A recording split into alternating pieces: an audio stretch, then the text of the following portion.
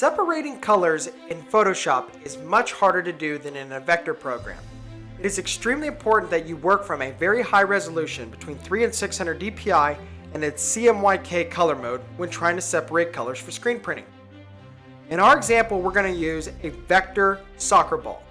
Now, because it is a vector, we can resize it without losing any image quality before rasterizing it. As you can see, we have very nice sharp lines and curves, and at 600 dpi, this is ideal. Now, the first thing you want to do is you want to duplicate your layer at least once or twice so that you have a couple of backups that you can always revert to. Now, there are a few different ways that you can separate the colors within the artwork.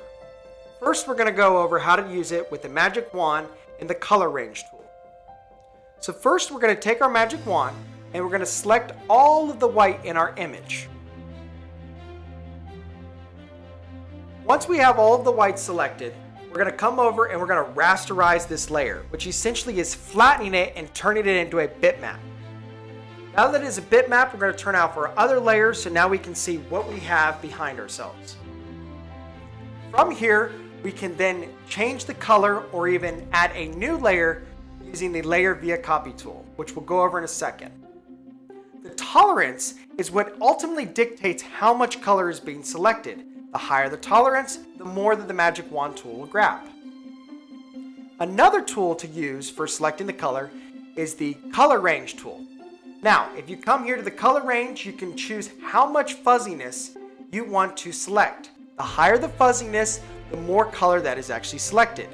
This is not always the best tool for separating colors. It can be a good tool for deleting a background color, but it's not great for separating colors because it's not as exact as the magic wand tool.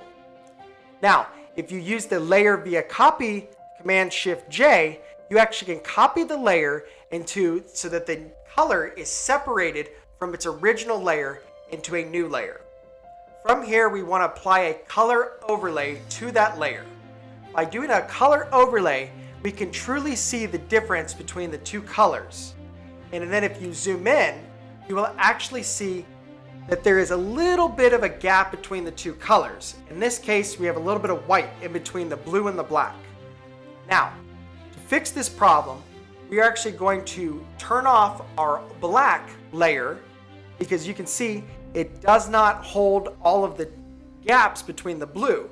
So if we turn that layer off and revert to one of our old layers, which again is behind our blue layer, and then we do a color overlay, you can see that we no longer have these small gaps anywhere. So this is exactly what you want to do. You don't want to have those tiny gaps. You want the colors to essentially hit next one another, which is what we call butt registration.